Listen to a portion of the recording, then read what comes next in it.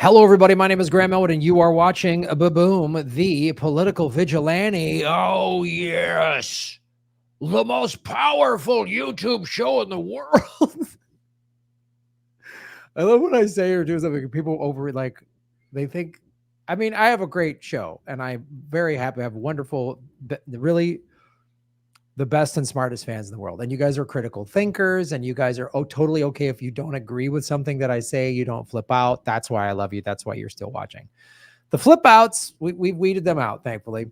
So one of the things I always talk about on the show, I always say, follow the money, connect the dots, get the truth, right? And I go to opensecrets.org. So obviously we just had another horrible shooting. I can't even,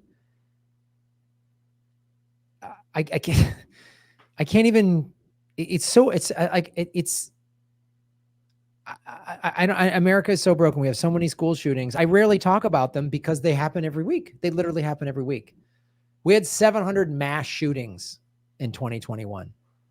What number of those were school shootings? I don't know, but just a mass shooting. We just had the grocery store in Buffalo.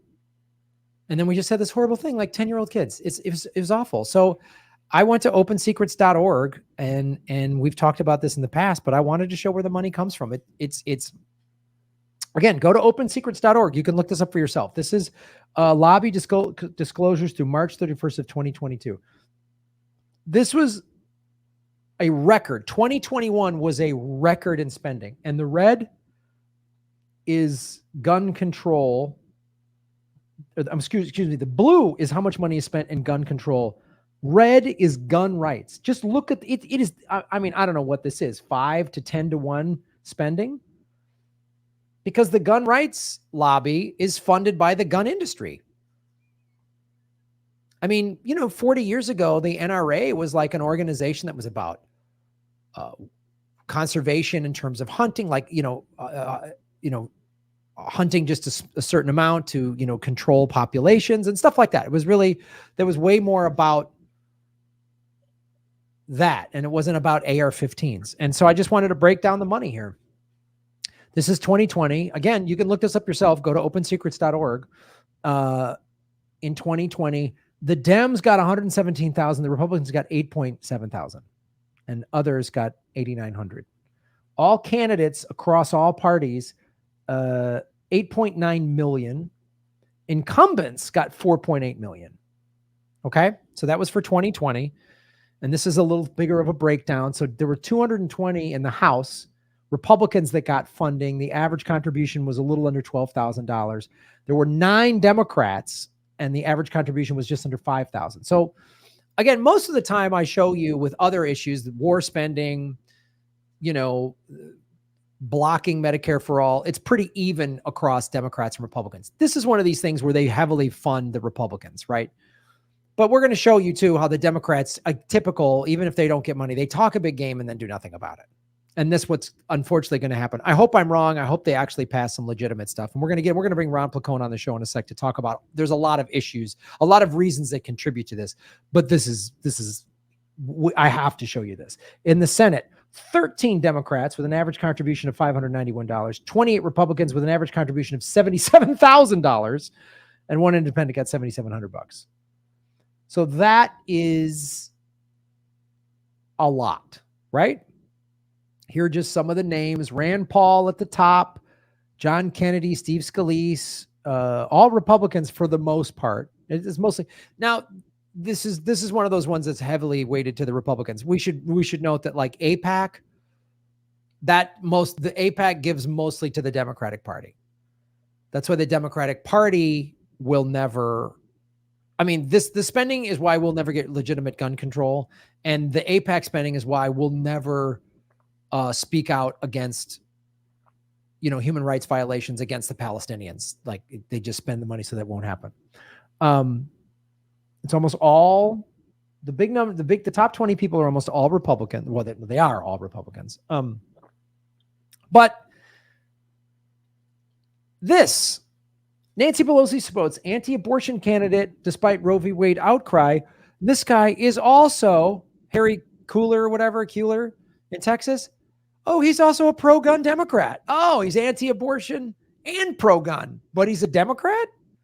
This is what I always tell you. This is why the vote any blue will do. This is what we get. AOC blasts Democratic leaders for finally AOC calling out the Democrats. Boy, she's been asleep for the last 2 years for boasting pro-NRA incumbent Henry Cooler. This was an utter failure of leadership. AOC said hours after a gunman killed 19 children in Texas in the school. Maybe, I don't know, maybe this is going to wake AOC up to the fact that, like, her party's corrupt. I doubt it, but I don't have any more faith for anybody fixing the Democratic Party from within. I have no faith in that at all. But I wanted to talk about this. Host of Get Your News On with Ron, friend of the show, and we're going on tour in July. Ron Placone. What's up, Graham? Good to see you. Good to see you too, man. Yeah. Again, it's another horrifying mass shooting. And that's why, I mean, I do not have any confidence in things changing strictly through policy measures, because it has been 20 plus years. And you are seeing, I mean, you know, I'm old enough to remember Columbine. And I remember, I mean, literally the same playbook's happening. Columbine, they were like, well, are you going to cancel that NRA thing? And they went out there and like, not in my cold, dead hands. It's the same thing now. They're not canceling the NRA thing, and Donald Trump's going to be there and whoever else.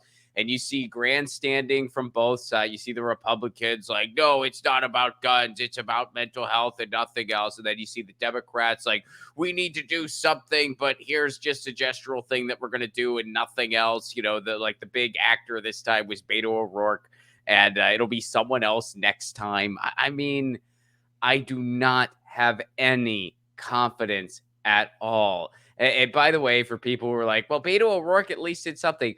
When he was asked directly why Chuck Schumer's not going to propose gun legislation, that's another thing here. Chuck Schumer straight up said, we ain't doing shit. He didn't use those words, but he pretty much said, we ain't doing shit.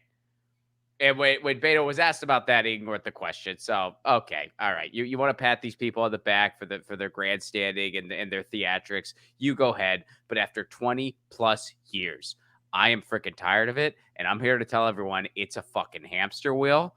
The same thing happens. The cycle repeats. They do these grandiose things. They count on people to forget. There's a study, I think it was, I forget who did this study. It was one of the Ivy Leagues, but there was a study that says people usually lose their anger in 3 days. So after 3 days, people are done being angry about this stuff because shootings are so freaking common. I mean, there's been as many shootings as days pretty much. So it's so freaking common that in 3 days, people are over it anyway. Then they go back to sleep, and the same shit happens again, and the cycle repeats. And because we're the United States of America, we have these hyper-tribal things where it's like you're either you are in camp, we can't possibly do anything, we're going to do fuck all. Or you're in like, well, I guess you just want to take everyone's guns. You want to get on an Amtrak and just take every single gun, which, by the way, is a totally unrealistic solution, would never work, and would cause a freaking civil war. That's a really shitty idea. But there are tons of common sense things we could do that other countries freaking do. People think that there aren't guns in other countries. There are, but they don't have the problems we do. Why? Well, a number of reasons. One, they have regulations on how much ammunition you can have. Two, there's certain types of guns you can't get, like these guns that are just meant for mass murdering sprees. You can't get those types of guns, AR-15s, et cetera, et cetera. Three, you have to register it in a lot of cases. They have tighter regulations on that. They have tighter background checks. You can't buy things at a gun show or these magazines. They don't have anything like that. There's classes that are required. They have voluntary buybacks, all these things. Oh, and they have better social services too. They have things like healthcare and education and stuff like that. So you combine all these things, and all these other places don't have the frickin' problems we have. So instead of starting to go in that direction and have real solutions, we come up with batshit nut solutions like, oh, let's just not have schools anymore. Republicans have been pushing that, and some other random people as well have been pushing, oh, I guess schools are the problem. Let's only have one entrance. What the fuck? We to watch America's reaction is that we are losing our mind. I mean, like, well, time to arm teachers. So if you're telling me, and this is, I haven't said, I mean, this has been said, this has been repeated 1,000 times on social media, so I'm going to say it here. I can't claim this as my own, but if more guns was a solution, then America would be the safest country on the face of the earth because we Yeah, have no more kidding. guns than anybody.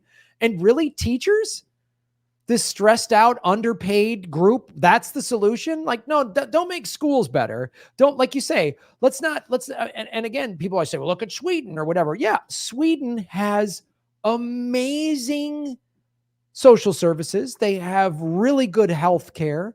They have, I mean, Sweden is always they used. have ammunition laws, I'm pretty sure. Yes. I'm pretty sure Sweden or it might be Switzerland, but they have rules, like very strict rules on where you can go to use that gun, and you have to go to certain places, and ammunition is only there. Yeah, I mean, and on top of all the other stuff you mentioned. On top of all the other stuff, not to mention they don't dump all of their money into war. So they have a good school system. They have free college. So anybody out there that's like feeling despondent for any number of reasons, you know, that kid is probably caught so much earlier in the system in a country like Sweden and given help, you know, not just like thrown into some classroom and given an iPad and a bunch of shitty food. I mean, that's the other thing too. Like, we have a country that consumes way too much sugar, caffeine, opioids, prescription drugs. I mean, not only that, I mean, that's got to contribute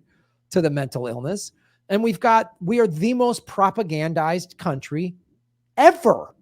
So everyone's fed crazy shit. We're all propagandized, whether and even us who feel like, oh, we've woken up and we're more knowledgeable than we were, which we are. There's still shit we just, I don't know.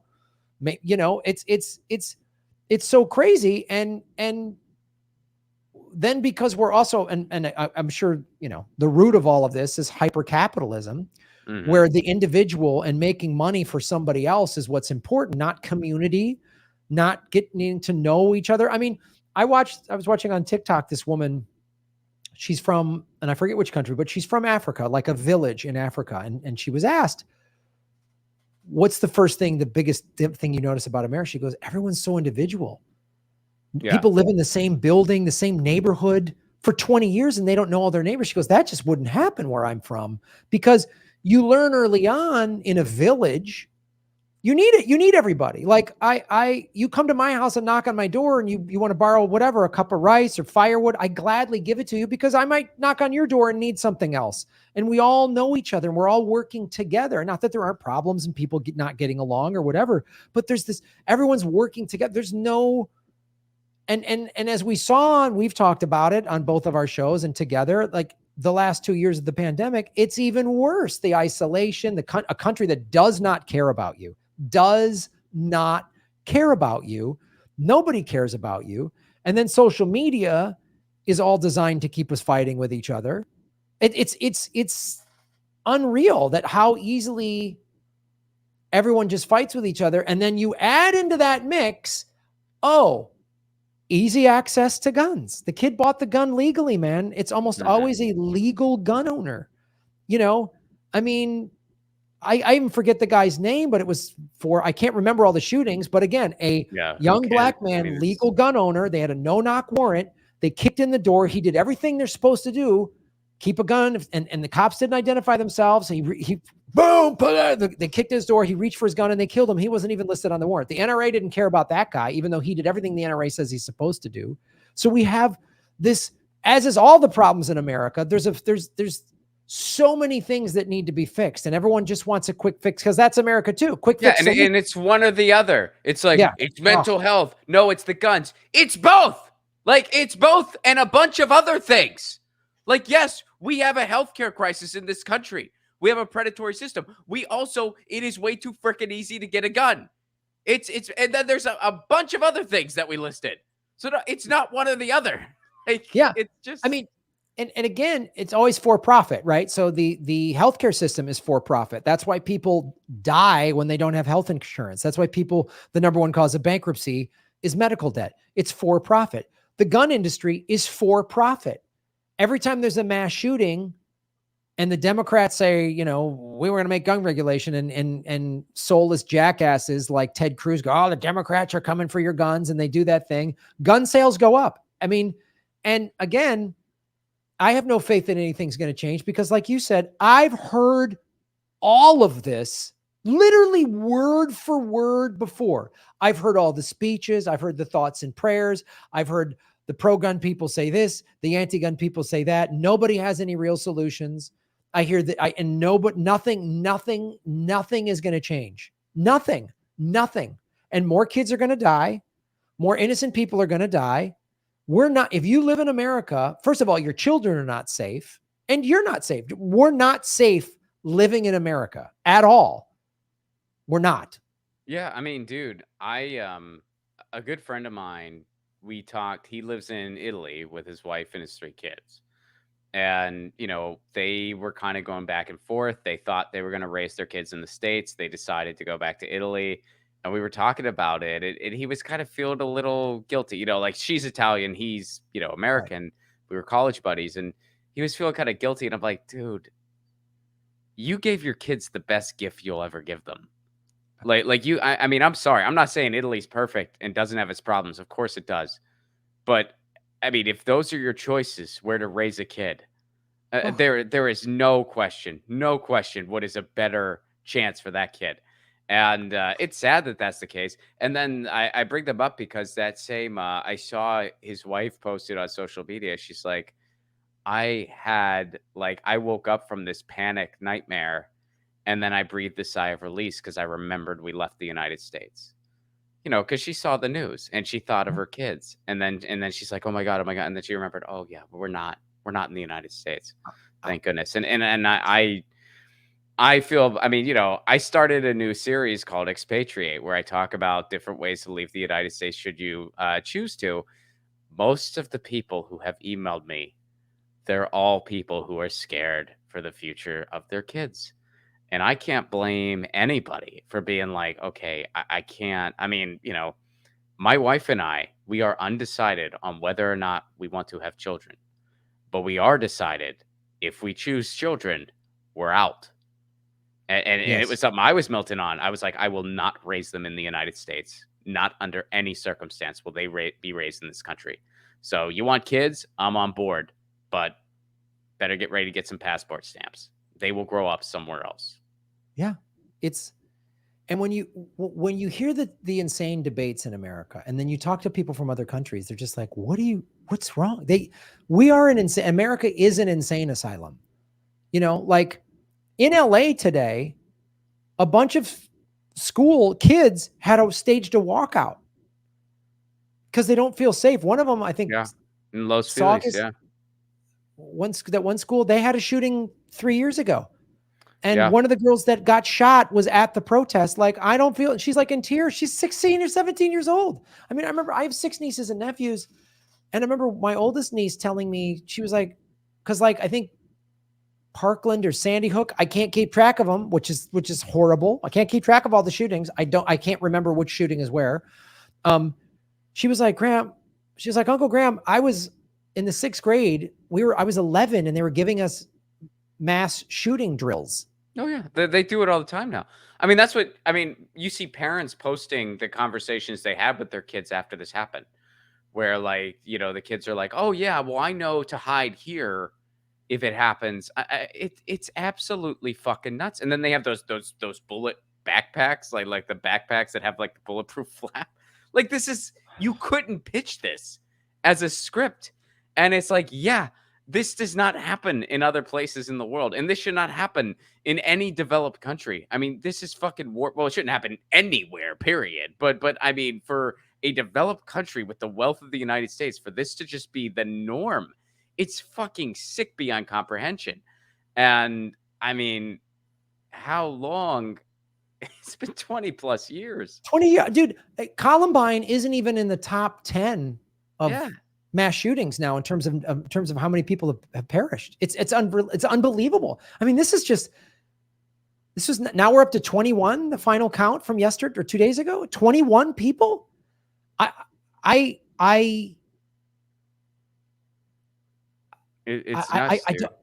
don't want to live here anymore. I don't want to live in America. I don't know what to do. Like, I'm so torn because I just toured in April and we did a show together and it was awesome. And I feel like, God, I got this hour of political stuff and regular crowds are really digging it. I'm just like, I did a show last night. I'm just like, boom. And I'm like, but do I want to tour America? I'm not safe. And my 6 nieces and nephews, 2 of them are out of school already, but there's still, well, actually 3 of them are out of school now, but there's still 3 that are in college or high school. And yeah, I don't know, man. It's tough. not to I mention mean, just a mall anywhere. I mean, a comedy yeah, club. I mean, I mean, anywhere. are we safe? Dude, I mean, it's pretty freaking crazy to think about. And I mean, yeah, I feel you because I really love my neighborhood, man. I mean, it's there's great food. It's you know, it's Little Italy, so there's tons of great food. There's a really good punk rock scene, and there's the beach and perfect weather. So I'd have a hard time finding a place that fits me better than San Pedro, California. But shit, man, it sucks. It's in this country.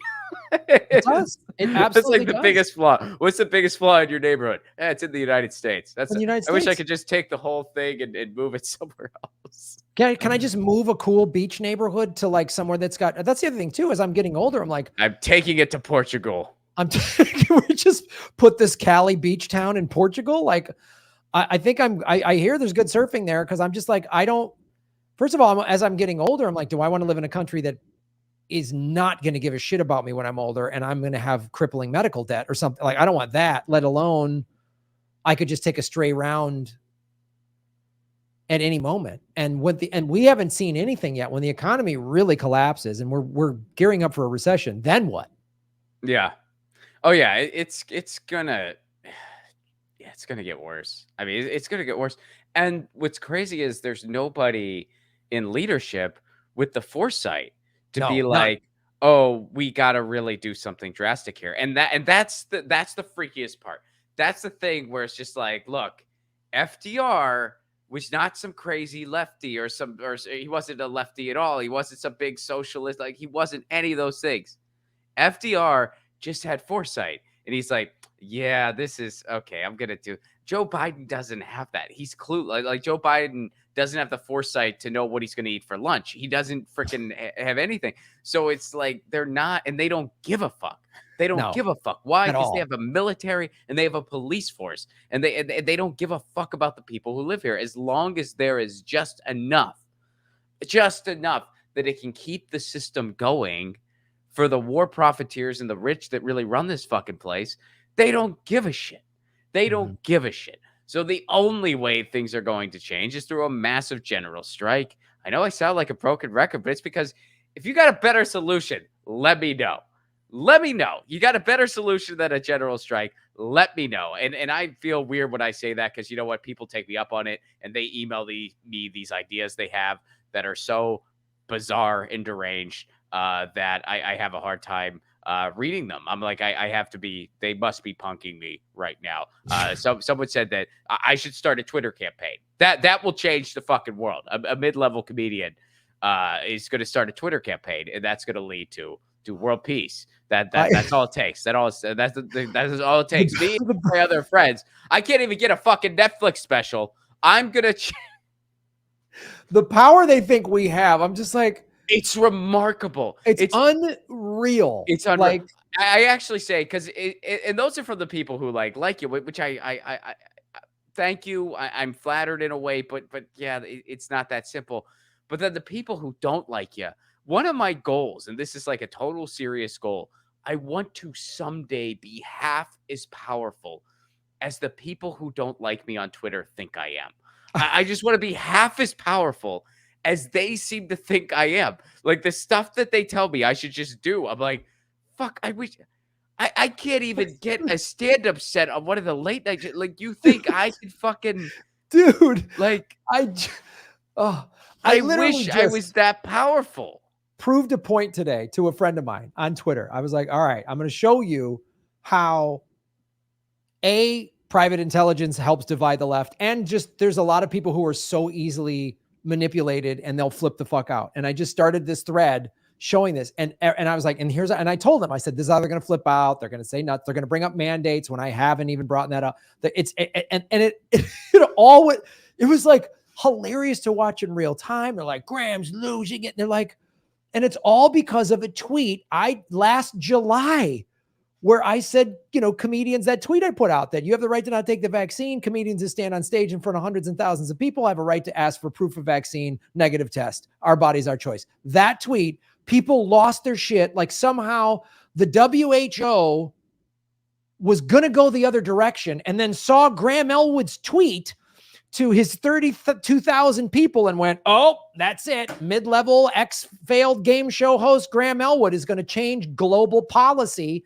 on just wanting to be safe, like a restaurant owner or something. Like it was hilarious. And I just was watching it in real time and they're like, Graham's losing it. He's having a meltdown. I was like calmly doing this, like while I was working on other stuff. And I was showing my friend, I go, you see this? People attack me and they're like, Graham, I go, I'm just responding. And I'm showing how some of these people that, have big accounts and they always say like, whatever, Medicare for all, free Assange, not to say that anyone with those, there's plenty of legitimate accounts with those things in there, but a lot of the private intelligence uses accounts like that. And I said, but then the majority is just people who flip out for no reason. You and I have joked about this.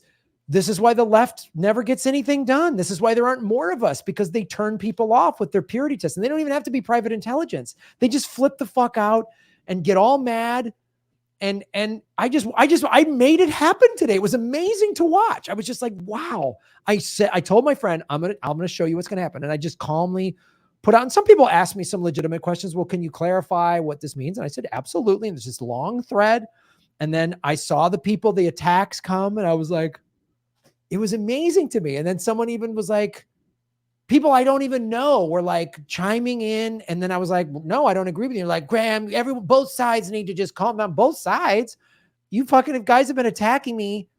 I even put on there, I could tweet, man, these new shoes don't fit. And someone would be like, Graham's mandate stance. No wonder his shoes don't. The vaccine mandate made his feet fat or whatever. Yeah, like, I mean, that's Twitter. And there's always going to be somebody. I mean, pick your issue. It doesn't matter what the issue is, right. but there's always going to be somebody. I mean, especially like the people that just fish for everything. It's just like you could say something like, I had a nice meal today. And then somebody's just like, some people don't have things to eat. It's like, yes, okay, that's fucking terrible. Like, I don't. What do you? I mean, I don't fucking like. How can I? Some people don't like. Okay, like I'm fucking. Yeah, there's that crowd. So what do we do? Do we all? Somebody is starving to death at every given moment. So are you just going to starve to death to like have like what are you proving by doing that? Like what the hell? I mean, so yeah. And I honestly think, yeah, there's that. There's the people who just react to just react. There's people that just have nothing going on in their lives and they just want to troll. And then I think there's people who probably suffer from, maybe they're on a spectrum. Like I have a friend of mine who has a roommate, and he has a roommate who's on, very smart, nice guy, but he's on some type of spectrum to where he literally, anything you say, he'll argue it. Anything. Like you said, like, oh man, that's my favorite restaurant. Well, I've seen you like other food. Like just just with anything. And go my up to him and be like, you're a piece of shit. Well, or wait, no. You're not a piece of shit. Yeah, but I could be. And that's the problem. Like they just will argue. Like it's just, there's people who just argue anything. There's people like who will complain about anything. Like if you give them a bar of gold, free of charge, tax free, they'll go, well, this is kind of heavy. Like there's just that. So I honestly, getting back to the, how do we fix things? I virtually think it is impossible on a large scale. I don't think it's possible. Any movement gets either infiltrated or people just start fighting with each other because they're petty. Not everyone is private. I'm not saying, oh, everyone's a CIA bot. I'm not saying that. And people misunderstood that with me on Twitter. And I was trying to make that point. It was like, but there's a lot of people just easily manipulated. It just takes one smart person in a key spot to get a group of people to fight with each other if they know what they're doing. Not to mention then just the raw pettiness of human beings, especially Americans, where we're bred to be individuals. We're not bred to work together. We're not raised to think community. We're raised to think me, like. Well, it's almost a derogatory term in a way. Like, yes. I mean, it's just like, well, it's a community thing. It's like, and that's so warped and it's so twisted. I mean, Robert Putnam wrote this book called Bowling Alone that I think should be. That should be required required. reading for everybody. Go out and read that book. Everybody watching. I mean, don't do it like right now. Wait till the show's over. But totally go out and read that book because it's just such an important book, and it really goes through how we lost our sense of community completely. We've always been, a little more on the individualistic side. That's been ingrained in the United States for a very, very long time, but it got so amplified starting in like the 50s to present day. And then again, it got, amplified even heavier during like the Reagan era. And for so many people now, that's all they know. That is all they know. I'm one of them. I've lived in nothing but Reagan my entire freaking life.